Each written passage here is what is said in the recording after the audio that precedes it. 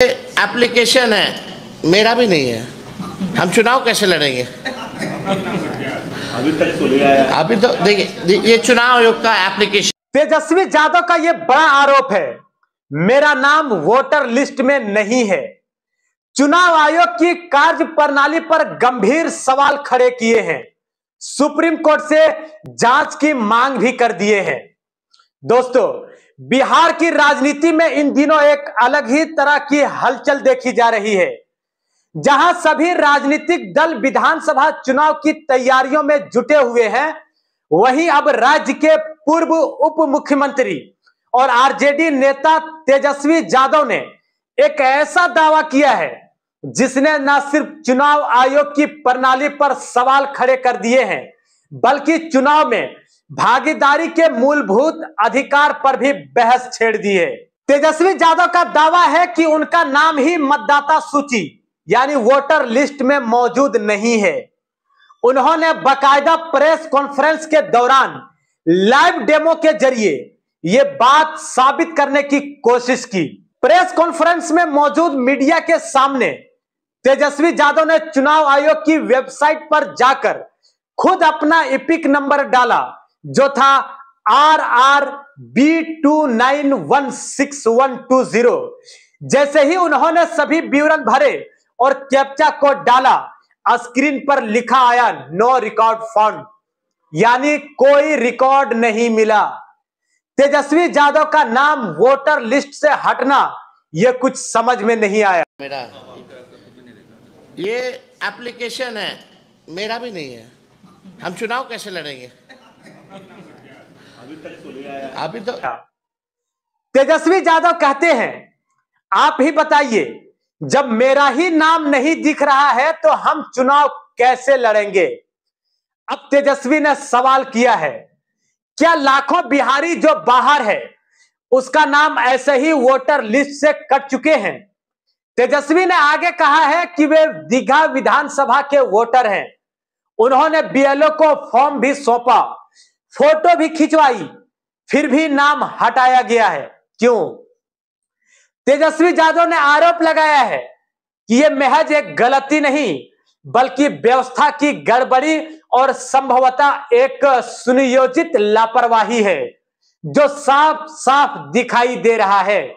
उन्होंने आगे कहा, मेरे जैसा व्यक्ति जो विधानसभा का सदस्य है, जिसका नाम हमेशा वोटर लिस्ट में रहा है, आज सिस्टम में दिख ही नहीं रहा है, तो सोचिए करोड़ों मजदूरों का क्या हाल होगा जो बिहार से बाहर रहकर रोजी रोटी के लिए संघर्ष कर रहे हैं। यह मजाक है क्या? तेजस्वी यादव इस पूरी प्रक्रिया से काफी नाराज दिखे हैं। उन्होंने कहा कि गरीब, मजदूर, बेरोजगार लोग अपना काम छोड़कर क्या बार बार यह चेक करते रहेंगे कि उनका नाम लिस्ट में है भी या नहीं? उन्होंने चुनाव आयोग पर तंज कसते हुए कहा है, क्या अब यही काम रह गया है लोगों का? रोजी रोटी छोड़कर फॉर्म भरना, ऑनलाइन चेक करना, फिर बीएलओ को ढूंढना, यह क्या मजाक बनाया है लोगों का? तेजस्वी यादव ने इस मामले को सुप्रीम कोर्ट में उठाने की भी बात कही है। उन्होंने कहा कि यह एक गंभीर लोकतांत्रिक संकट है और इसकी न्यायिक जांच होनी चाहिए। सुप्रीम कोर्ट से आग्रह करेंगे कि इस मामले का स्वतः संज्ञान में लिया जाए। लाखों करोड़ों बिहारियों का नाम वोटर लिस्ट से गायब हुआ होगा, इसकी जांच होनी चाहिए, जवाब देना होगा। तेजस्वी का आरोप है कि यह केवल उनका मामला नहीं है, बल्कि बिहार में वोटर लिस्ट से बड़े स्तर पर नाम गायब किए जा रहे हैं।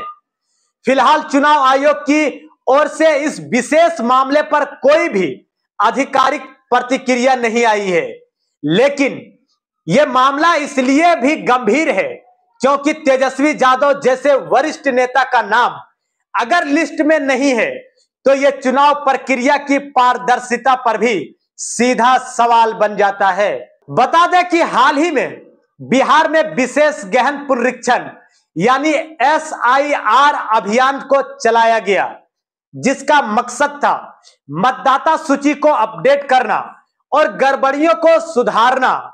लेकिन अब उसी प्रक्रिया को लेकर विपक्ष लगातार सवाल खड़े कर रहा है। तेजस्वी यादव के इस बयान के बाद बिहार की राजनीति में एक नई बहस छिड़ गई है। कई विपक्षी दलों ने इसे चुनाव आयोग की निष्पक्षता पर हमला भी बताया है।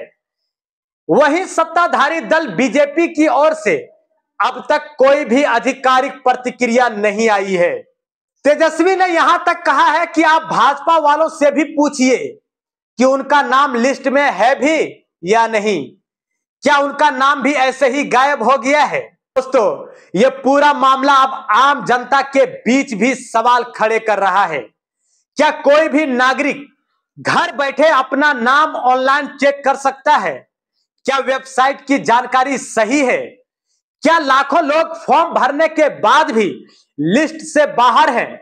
और सबसे बड़ा सवाल, अगर विपक्षी नेता पूर्व उप मुख्यमंत्री तक का नाम सिस्टम से गायब हो सकता है, तो आम जनता इस पर कैसे भरोसा करेगा। तेजस्वी यादव का यह आरोप फिलहाल राजनीतिक से अधिक है, लोकतंत्र की बुनियादी अधिकारों से जुड़ा हुआ मामला बन गया है।